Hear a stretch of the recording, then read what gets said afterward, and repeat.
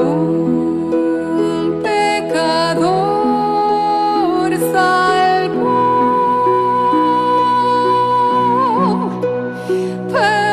Perdido fui y me halló.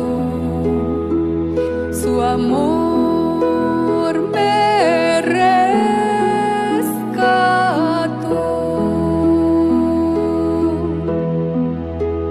La gracia me enseñó a vencer mis dudas, ahuyentó.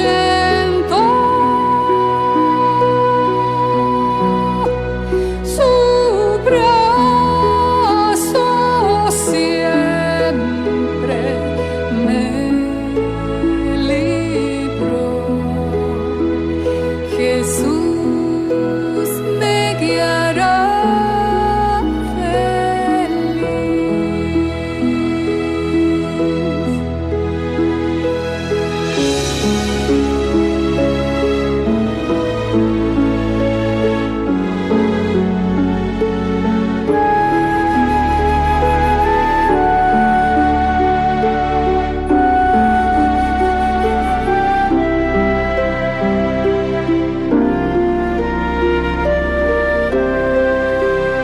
y cuando esté por siglos mil brillando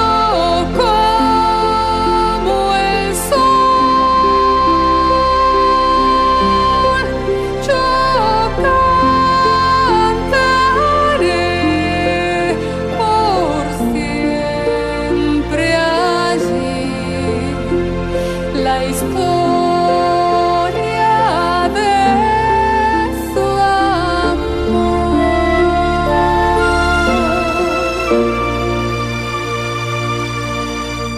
La historia de su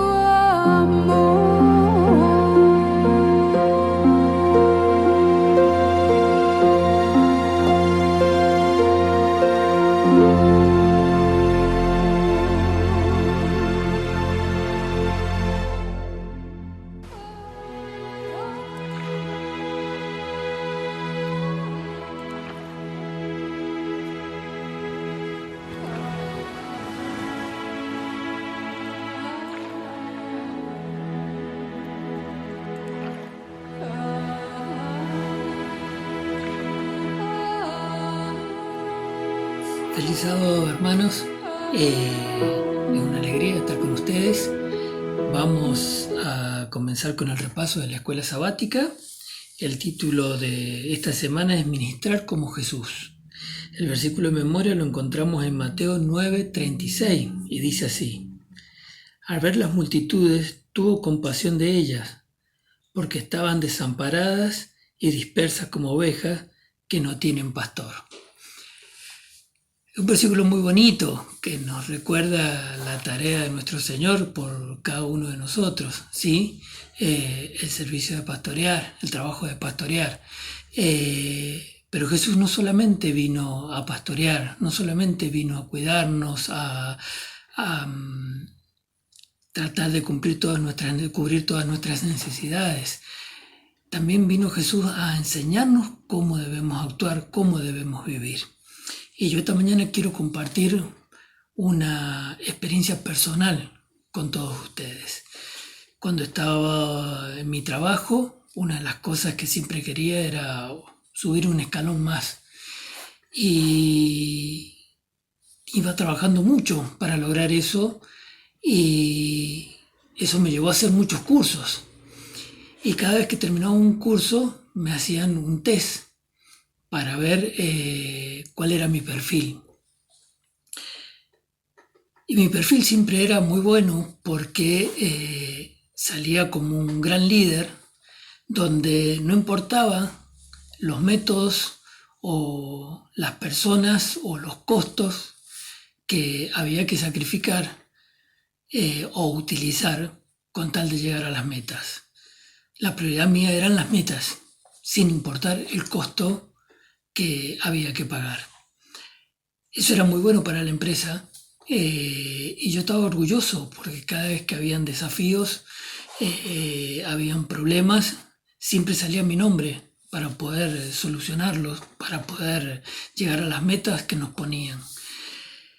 Y siendo anciano de iglesia, un día decidí poner mis dones al servicio de Dios. Y que yo como líder en mi trabajo, como líder en la iglesia, voy a utilizar ese método.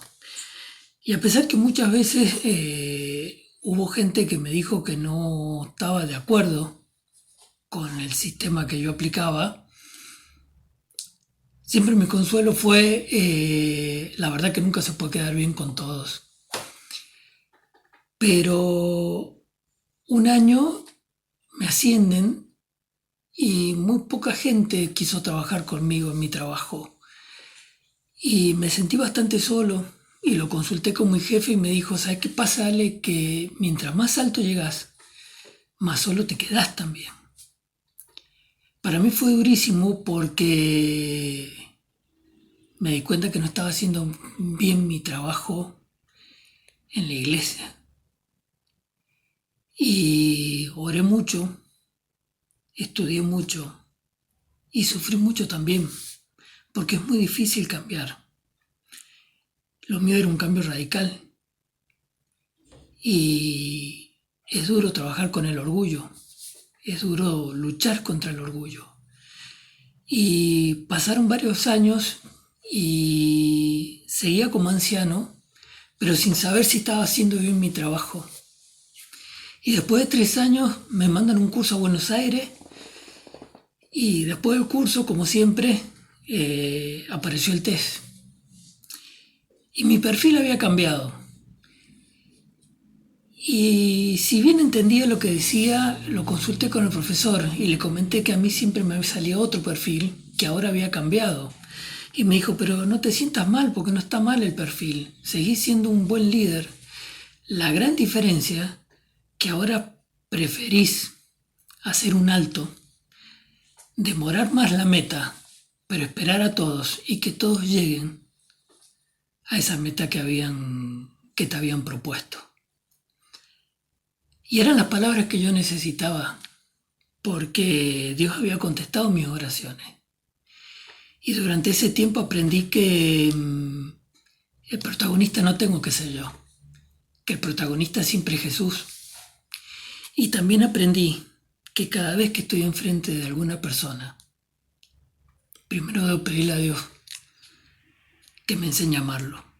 Porque esa persona puede ser un hijo, al que no tengo que amarlo como papá, sino que lo tengo que amar como Dios quiere que lo ame. Puede ser tu pareja, puede ser un amigo, un familiar, puede ser tu enemigo, al que también lo tenés que amar, porque él también merece oportunidades como las tienes tú, como las tengo yo. Y necesitas amarlo para poder ponerte en su lugar, para poder entenderlo, para poder ver el problema como él lo ve, para sufrir con él y juntos salir de ese mal momento y empezar a ver la luz. Hoy no sé si soy el anciano que la iglesia espera, pero sí sé que estoy en el camino correcto. Y si me logro mantener en ese camino, tomando todos los días la decisión correcta, Dios va a seguir trabajando. Y muchas experiencias más podré tener y muchas cosas más para contar a todo aquello que Dios ponga en mi camino. Que Dios te bendiga y que esta escuela sabática quede en tu corazón, quede en tu mente y sobre todas las cosas, que Jesús sea el protagonista de tu vida. Que Dios los bendiga. Feliz sábado, mis hermanos. Que tengan un bendecido sábado.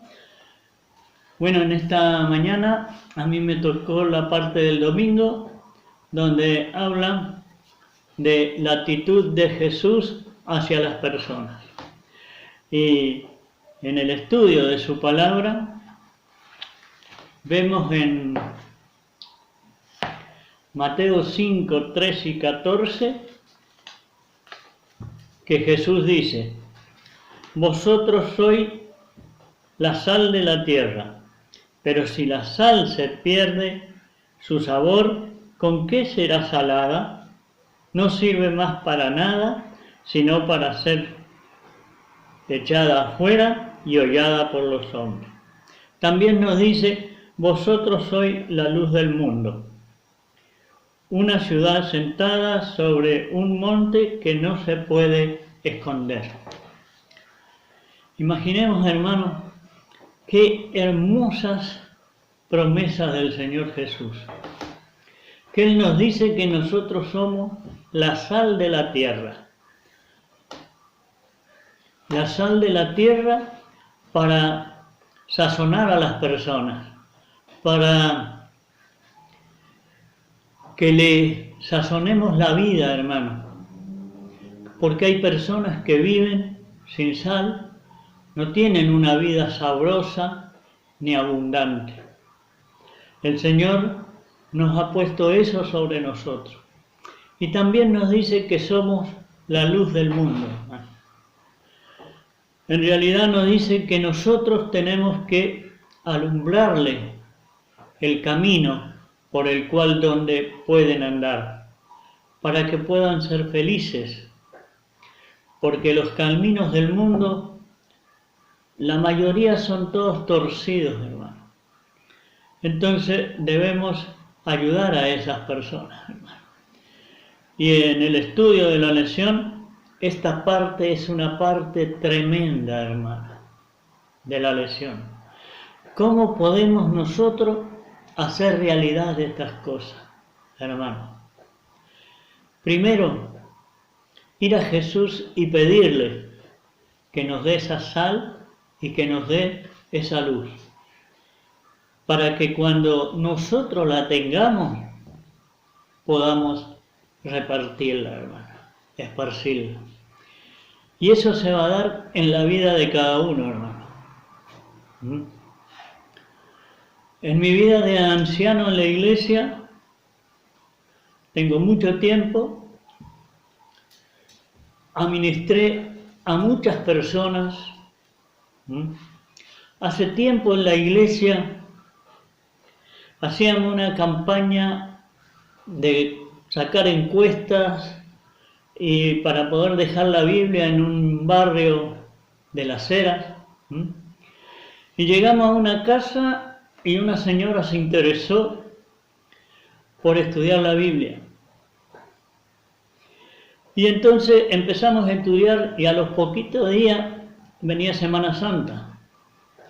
Y le dije: ¿nos prestaría su garaje de su casa para tener ahí, conmemorar la Semana Santa? Y ella dijo: sí, hermano. Con el trabajo de los hermanos se llenó ese lugarcito. Muchas personas asistieron, pero la dueña de casa, hermano, por la gracia de Dios, ella se entregó a la iglesia. Se entregó a Jesús, perdón. Por la gracia de Jesús, ella se entregó. Hoy es una abuelita en la iglesia, pero una abuelita firme, hermano. Ella no puede venir a la iglesia, pero ella nos pide que vayamos a buscar su fidelidad, hermano. Y así, hermano, también con mi esposa administramos una familia completa, hermano. Papá, mamá, un hijo más grande y un hijo menor. Por la gracia de Dios también, mamá y el hijo se entregaron a Jesús. Y todavía seguimos con el papá administrándolo, hermano. Y así, hermano, no debemos dejar de administrar. También administro a 5 abuelitas, hermano. Abuelitas que no vienen a la iglesia, pero que son fieles al Señor. Le llevo los emblemas de la Santa Cena, hermano. tengo una abuelita de 92 años, hermano. Ella, desde su casa, que no sale, a la vez administra a 2 testigos de Jehová, hermano. Y le ha enseñado del sábado, le ha enseñado de Jesús, y esas personas siguen viniendo a la casa de ella, hermano. Y es una alegría cuando yo converso con teléfono por ella y me cuentan las maravillas que le suceden. Hermano, a ti te digo, pídele a Jesús que te dé su luz y que te dé su sal, y entonces podrás alumbrar a lo que Jesús nos mandó. Que el Señor te bendiga.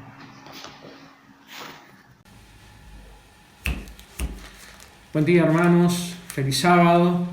Bueno, continuamos compartiendo esta tan linda lección de esta semana, en este caso el día lunes.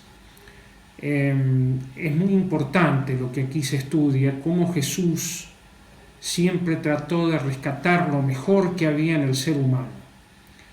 Es decir, no hacía la psicológica, como diríamos hoy día, en el sentido de tratar de inventar alguna cosa que la persona no tenía, pero sí buscaba aquello que era lo mejor que la persona tenía para a partir de ahí empezar a construir, por supuesto, siempre sobre la base de una renovación total del corazón, que es egoísta por naturaleza. Es muy lindo el texto que se menciona de Isaías en el capítulo 42, el versículos 2 y 3, donde él dice que no gritará, no alzará su voz, ni la hará oír en las calles, no quebrará la caña cascada. Se trataba aparentemente de un tipo de caña con los que se hacían flautas y que de repente, si estaba trizada, ya no servía para eso. O el pábilo que humeare, que se extingue, dicen algunas versiones, o sea que se está apagando, sino que va a tratar de ver hasta la última chispita de interés por lo espiritual que una persona pueda tener en respuesta al Espíritu Santo. Jesús tomaba eso para animar a las personas. Y eso es muy importante, hermanos, lo que nosotros debiéramos hacer siempre, dentro de la iglesia, por supuesto, pero también en nuestra evangelización y en todo tipo de relaciones humanas que nosotros tengamos, es procurar siempre, en lugar de la crítica, en lugar del desánimo, tratar de animar a la persona, poder ver cuáles son sus potencialidades, cuáles son aquellos aspectos positivos de su vida que, poniéndolos en las manos de Jesús, pueden ser desarrollados. Concretamente, él nos habla de 2 casos. Uno es el que está en Mateo capítulo 8, inmediatamente después de terminar el Sermón del Monte, cuando él baja allí a Capernaum y vienen estos mensajeros del centurión romano a pedirle que sane al siervo del centurión. Finalmente el centurión mismo se acerca a él. Y es un hombre evidentemente que no tenía casi elementos espirituales, es decir, posiblemente tenía algún conocimiento de la religión judía, que la veía que era mejor, que era de mayor espiritualidad que la que él tenía. Pero bueno, cuando él pone su fe en Jesús, Jesús inmediatamente toma esa declaración del centurión y le dice, de cierto digo que ni aún en Israel he hallado tanta fe. Es decir, lo pone como un ejemplo, como un caso así paradigmático de fe que ni siquiera había encontrado aún en Israel. Es decir, tomando lo mejor que aquella persona tenía. Y el otro caso es el de un escriba, que sí tenía mucho conocimiento de las Escrituras, pero bueno, al igual que los demás escribas, es decir, era la clase que más atacó a Jesús, que más trató de perjudicarlo y que finalmente lo va a llevar a la cruz.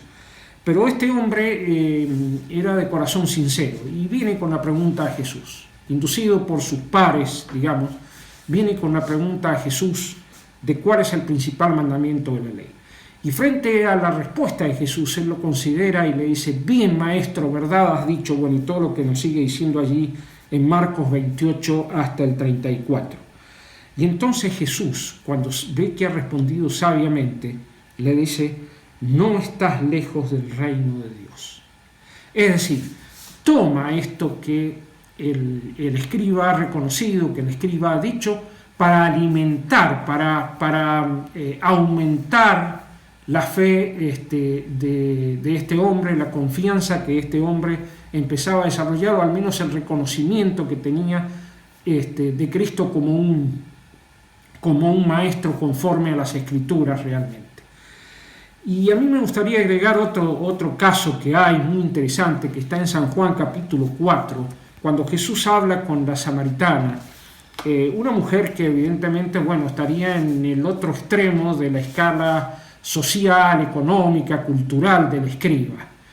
Y conocemos la historia, en algún momento, desde el versículo 15, dice allí, la mujer le dijo, Señor, dame esa agua para que no tenga yo sed ni venga aquí a sacarla.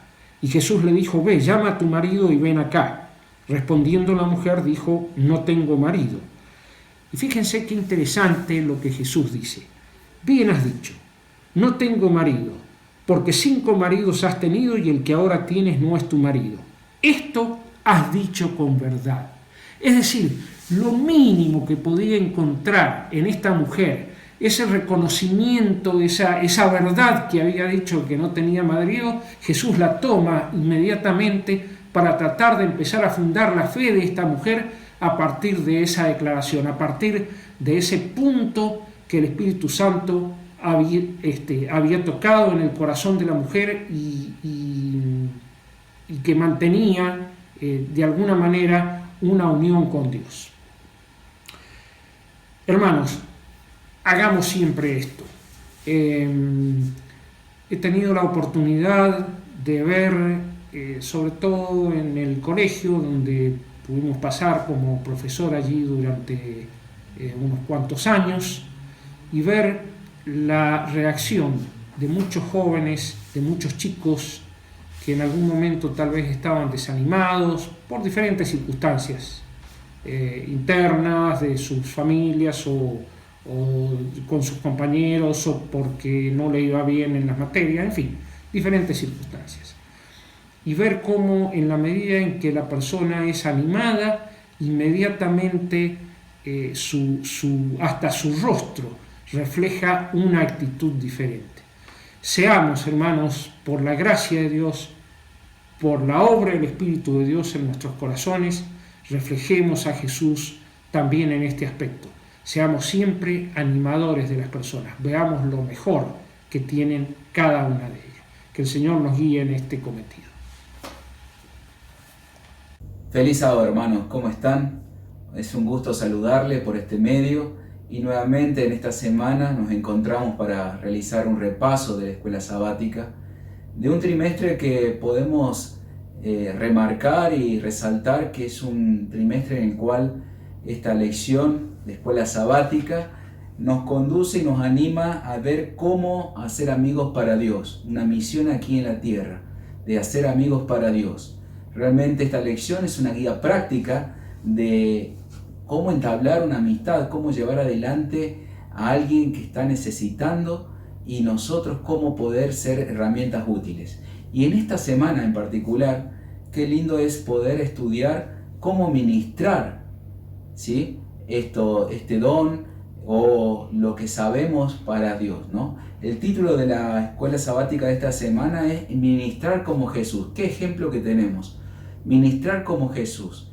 ¿Realmente podremos ministrar como Jesús? Esa es la pregunta que nos vamos a plantear. Y en particular a mí me toca analizar o tratar de resumir brevemente el día martes, en donde se dice el ministerio sanador de Jesús, parte 1, ¿sí? Y bueno, aquí habla especialmente de qué es el ministerio. Hermanos, ¿qué les parece a ustedes que es ministrar? ¿Sí? ¿Qué les parece con la palabra ministrar? Miren lo que yo encontré en el diccionario. Miren lo que dice, para que todos sepamos. Dice servir o ejercer un oficio, empleo o ministerio. Dar, suministrar a alguien algo. Y de eso se trata, de darnos, de suministrar, y como el ejemplo de Jesús. Y particularmente en este día, hermanos, habla de dos personas que tuvieron un encuentro con Jesús. Alguien que siempre me llamó la atención es el encuentro de esta mujer que padecía de hemorragia, de sangrado continuo, hermanos. Fue solamente un toque en donde esta mujer pudo ver a este maestro, en donde derramó su bendición, la cual hizo que quedase salva y sana. ¿Sí? ¿Por qué digo salva y sana? Porque el mismo Jesús, cuando sanaba, al igual que cuando sanó al paralítico, no solamente buscaba la necesidad inmediata, que era el de suplir la necesidad de sanación, de curación. Buscaba también, a través de sencillas y prácticas de enseñanza, la necesidad de salvación espiritual. Por eso, una de las párrafos de la lección dice: el método de evangelismo de nuestro Señor va más allá de los discursos memorizados y las presentaciones enlatadas. Es tan rico y dinámico como la vida misma. Así era como Jesús enseñaba a sus amigos, a esa gente que buscaba salvación espiritual y sanación. Jesús, dice, ministraba las necesidades manifiestas de las personas para poder satisfacer sus más profundas necesidades. O sea, solamente estas curaciones que hacía a la vista de los demás era una forma de llegar a lo profundo del corazón para que la persona también vea esa necesidad espiritual, hermanos. Y podemos hablar mucho más de lo que estoy diciendo. O sea, Cristo primero, ¿qué hacía? Suplía lo urgente, el cual era un punto de partida para llegar al corazón, hermanos, para que las personas vean lo que el pecado había quebrantado. Y de esta forma, Él llenaba su corazón con el Espíritu Santo, hermanos. Qué lindo poder tener este ejemplo. Y la pregunta cabe para nosotros hoy: ¿será que nosotros podemos copiar este ejemplo y podemos ministrar, dar a alguien que necesita, para la gloria y honra de Dios, para que estas personas puedan conocer a este Dios que nosotros también conocemos y que en nuestra vida ha hecho grandes cambios? Miren, hermanos, cada uno de nosotros puede ser ministro en la área en que nos desarrollemos. Lo importante es pedirle a Dios que este ministerio o lo que podamos hacer para Él nos ayude a darnos. Yo no quiero ser ejemplo, pero voy a usar un ejemplo, mi ejemplo.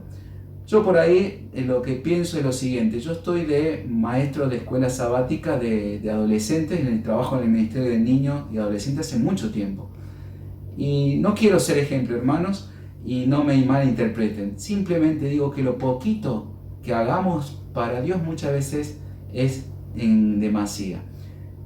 Puntualmente, tengo el privilegio de que a través de esto, de ser maestro, de estar allí con los chicos, adolescentes, uno de los privilegios que Dios me ha dado es que a través de esto, dos adolescentes, que no son de nuestra iglesia, de otra iglesia donde participaba, con el día a día, con el sábado a sábado, las enseñanzas que íbamos memorizando, la importancia de tener principios, estas adolescentes que recién entraban a la iglesia cuando yo tuve la oportunidad de conocerlas, ahora están estudiando, son estudiantes universitarias de la Universidad Adventista del Plata. ¿Por qué digo esto, hermanos? Porque solamente Dios quiere que pongamos nuestros dones al servicio. Aunque parezca re poquito lo que podamos hacer, Dios utiliza. Tan solo mostrar lo que Dios ha hecho en nosotros, como también poder transmitirlos para los demás. Hermanos, que podamos disfrutar, que podamos ver cómo nosotros podemos nosotros podemos dar para los demás. Y permítanme leer un párrafo de Elena de White. Dice, hablando de Jesús, ¿no? Durante su vida en la tierra, Cristo enseñó la lección de la atención cuidadosa que debe dispensarse a las cosas pequeñas, hermanos, cosas pequeñas. Sus lecciones más instructivas fueron aquellas en las cuales, mediante las cosas sencillas de la naturaleza, ilustró las grandes verdades del reino de Dios. No pasó por alto las necesidades del más humilde de sus siervos. Su oía, cada clamor de necesidad. Hermanos, realmente que podamos ponernos en la mano de Dios y que estemos atentos a aquellas pequeñas necesidades que puedan hacer grandes cambios en la vida de las personas que quieren y buscan a Dios. Que podamos ser instrumentos, que podamos ser ministros como Jesús lo fue. Que tengan un feliz sábado, hermanos. Acabamos de repasar cómo el Señor Jesucristo utiliza su ministerio sanador en las personas. Vimos dos casos realmente notables donde el poder del Señor trabaja en la vida de las personas a partir de sus necesidades puntuales. En el caso del paralítico, su necesidad de perdón. Un hombre pecador que necesitaba primero ser perdonado. Y a partir de que el Señor perdona sus pecados, soluciona su problema físico. En el caso de la mujer con flujo de sangre, donde su necesidad es sanar sus emociones, unas emociones rotas a causa de su problema físico. Dios les dice, tu fe te ha salvado. Jesús trabajando a partir de los problemas físicos para llevarle al fin supremo, que es la reconciliación con Dios en un mundo caído. Vamos a observar también en este ministerio sanador de Jesús 3 aspectos fundamentales en el trabajo misionero de nuestro Señor Jesucristo. Vamos a leer Mateo 4, el versículo 23, que dice que recorrió Jesús toda Galilea, enseñando en las sinagogas de ellos y predicando el evangelio del reino y sanando toda enfermedad y toda dolencia en el pueblo. 3 aspectos que caracterizaron la vida evangélica de Jesús. 3 aspectos que son un legado para nosotros, para los cristianos de este siglo, de esta actualidad. Y yo me puse a pensar alguna ilustración para compartir con ustedes. Y tengo que recordar a mi amada madre. Ella fue maestra de nuestro colegio, directora de nuestro colegio adventista. Y yo recuerdo siendo chico cómo ella, en su tarea docente, visitaba a los padres de sus alumnos. Ella iba a los hogares para reforzar la parte académica de los niños. Tener una charla con papá, con mamá, invitar a la familia a cursos que promocionaba el colegio, cursos para dejar de fumar, cursos de cocina para las madres, cursos de salud, para de alguna manera mejorar las calidades de vida de las familias de los alumnos que iban al colegio. Yo recuerdo cómo ella con alegría nos contaba a papá, a sus hijos, cómo la alegría que ella tenía al ver las respuestas de esos padres, de esos alumnos, ante la invitación a mejorar sus vidas. Y por supuesto, el fin supremo era llevar a esos alumnos y a esos padres a estudiar la palabra de Dios, a predicar el evangelio en esos hogares. Y no había regalo más hermoso que ver descender a las aguas bautismales a esos alumnos, a sus padres, y ver cómo se reconciliaba la vida de estos seres humanos, cómo se reconciliaban con su Padre Celestial. Realmente Eso era lo que motivaba la vida docente de mi madre y quedó muy grabado en mi corazón. Y yo te quiero invitar a vos que me estás escuchando.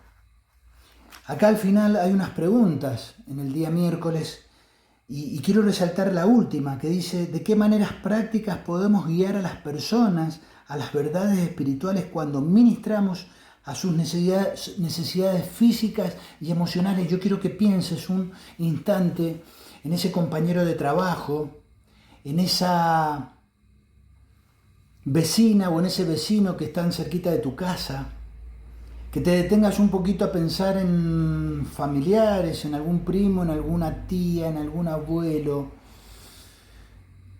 y trates de enfocarte en sus necesidades físicas, emocionales, que te ofrezcas de alguna manera para traer consuelo, para traer un bálsamo a esas necesidades puntuales de aquellos que te rodean. Y a partir de ahí, tratar, con la ayuda de Dios, poder reconciliar a ese ser amado, a ese vecino, a ese compañero, reconciliar a ese ser humano con el Señor. A arreglar esa relación rota que tenemos los seres humanos con nuestro Padre Celestial. Es mi deseo y oración. Que Dios te bendiga. Feliz sábado, hermanos. Deseo de todo corazón que ustedes y sus familias estén bien, que estén disfrutando de este sábado, de la programación de este sábado. A mí me toca compartirles el día jueves, basado en Mateo 25, 31 al 46. Y es muy interesante este pasaje porque hace alusión claramente a un juicio que Jesús realizará antes de su regreso para establecer su reino de gloria. Ese juicio le permitirá a él clasificar, por decirlo de alguna manera, a su pueblo en ovejas y cabritos, unos a su derecha y otros a su izquierda. Hice algunas anotaciones y me preguntaba algunas cosas. Por ejemplo, lo que sí hicieron las ovejas, y me preguntaba por qué lo hicieron, por qué hacían las obras que hacían, y por qué los cabritos no hicieron lo que tenían que hacer. Es interesante también notar de que no está hablando de un pueblo que no cree en Dios, sino que las ovejas y los cabritos forman parte de un mismo pueblo, de una misma profesión de fe, pero hay algo que pasa entre el pueblo de Dios que hace que unos sean ovejas y otros sean cabritos. Y me preguntaba dónde está esa distinción si tenemos la misma profesión de fe en el Dios de los cielos. Y llego a la conclusión que la diferencia está en el espíritu con el cual las ovejas hacen las cosas y los cabritos dejan de hacer lo que deberían hacer. Miren ustedes que en 1 Corintios 12, 31, en el capítulo 12, Pablo habla acerca de los dones espirituales y él aconseja tratar de adquirir los mejores dones. Pero al final de ese capítulo, él dice que aconseja que busquen uno que es mejor. Y pasando al siguiente capítulo de 1 Corintios, en el capítulo 13, del 1 al 3, él empieza a decir de que por mucho de que tengamos dones espirituales buenos, pero si no poseo amor, todo lo bueno que tenga aparentemente no me sirve de nada. Aún con los mejores dones, pero si no tengo amor, no sirve de nada. Hacía algunas características de las ovejas que anoté así en palabras Por ejemplo, las ovejas son empáticos, altruistas, bondadosos, son desinteresados. ¿Por qué? Porque en la misma pregunta que los mismos justos le hacen a Jesús en Mateo 25, cuando ellos dicen, pero ¿cuándo te vimos hambriento, sediento o en las cárceles? Ellos se ve que hacían sus obras de bondad desinteresadamente, lo hacían porque era parte de su naturaleza. En cambio, los cabritos aparentemente tienen un espíritu más bien egocéntrico, más centrado en sí mismos, egoístas. Y de eso Mateo 7:21 habla un poco, porque muchos, creyendo que tenían grandes dones, le dirán al Señor, Señor, pero en tu nombre echamos fuera demonios, hicimos milagros en tu nombre. Y el Señor les dirá, apartados de mí, hacedores de maldad. O sea que juega un papel muy importante el espíritu con el que yo realizo las buenas obras. En mi experiencia personal, desde que era chico, mis padres, yo los considero que son personas muy bondadosas. Siempre les gustaba pensar en el más necesitado. Mi papá, dentro de su ambiente en la política en su momento, siempre estuvo dispuesto a ayudar al más pobre. Yo fui testigo de todo eso. Y cuando dejó la política, siempre llegaban las personas a pedirle, a solicitarle ayudas. Y a pesar de que ya no aspiraba a ningún cargo político, lo hacía, y yo le preguntaba por qué, y mis hermanos también, y él siempre nos decía que siempre tenemos que ayudar al necesitado. Yo crecí con eso y creo que Dios ha puesto en mi corazón ese mismo espíritu de mis padres, solo que hasta que leí este texto me di cuenta de que puede, aun cuando sean buenas intenciones, si el espíritu que me mueve a mí no es el correcto, viene a ser como un címbalo que no tiene sonido. No me sirve de nada. Las buenas obras tengo que hacerlas naturalmente, con satisfacción, con amor. A veces los cargos nos llenan de responsabilidad para poder hacer buenas obras, pero de repente no nos sentimos tan satisfechos y plenos con lo que hacemos, porque hemos perdido el rumbo y nos hemos olvidado que lo que hacemos lo debemos hacer solamente por amor a Dios. Yo creo que cuando cambie nuestra perspectiva del por qué hacemos las cosas, vamos a empezar a disfrutar aquellas cosas en las cuales Dios nos llamó a hacer en beneficio de los demás. Les comparto Colosenses, el capítulo 3, versículos 23 y 24, dice así: y todo lo que hagáis, hacedlo de corazón, como para el Señor, no para los hombres, sabiendo que del Señor recibiréis la recompensa de la herencia, porque a Cristo el Señor servís. Es muy parecido al texto cuando Jesús le dijo al grupo que representaba las ovejas: por cuanto lo hiciste a uno de mis hermanos pequeños, a mí lo hiciste. Todo lo que hacemos en beneficio de otros, lo hacemos indirectamente también a nuestro Señor. Y qué mejor que si el impulso que nos lleva a hacer esas obras buenas es el amor.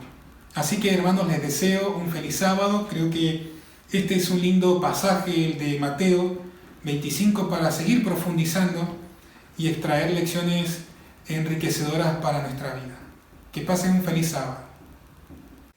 Buen día, queridos hermanos, feliz sábado. Vamos al resumen de la escuela sabática de esta semana. Y quiero tomar solamente 2 puntitos. Primer punto: tengo un Dios personal. Tengo un Dios que tuvo y tiene un interés personal por mí. Es un Dios que vino a buscarme y vino a salvarme, porque yo estaba perdido.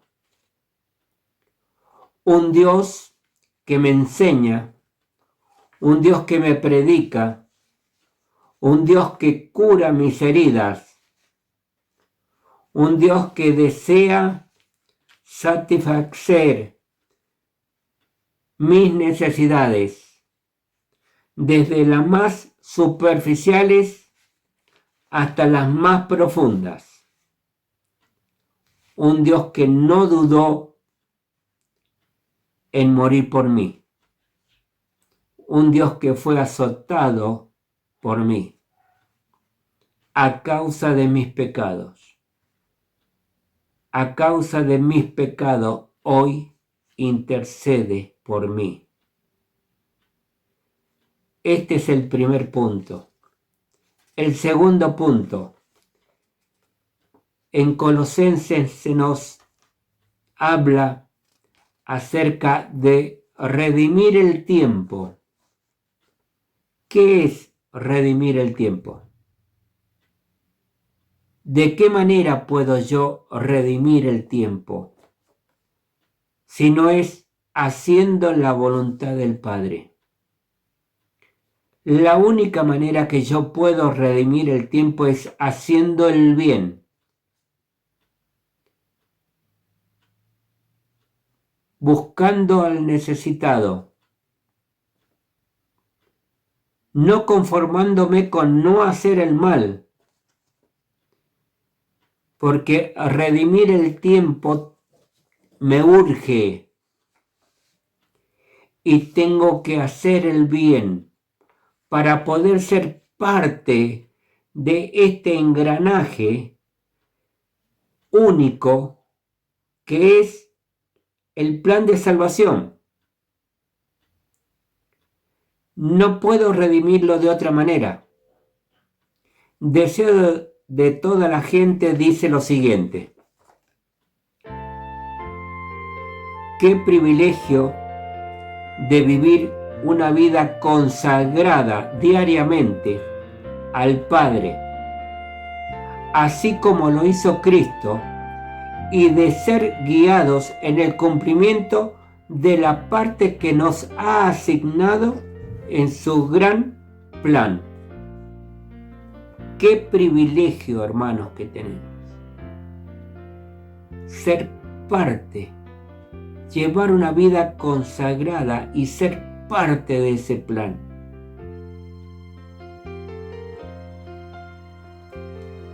Este amor es el que nos impulsa a identificarnos con el gran negocio de mi Padre.